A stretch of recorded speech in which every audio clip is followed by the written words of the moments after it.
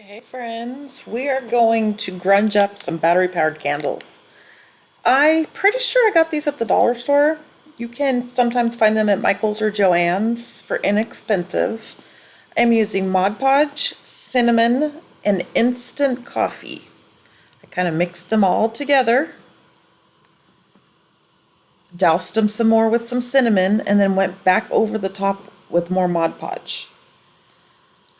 Setting up a place to put these after you have them done is key. You can't lay them on the table to dry.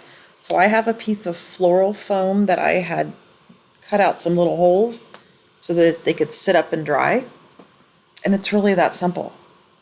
Cinnamon, instant coffee. I get both of them from the dollar store. I do not use my good stuff.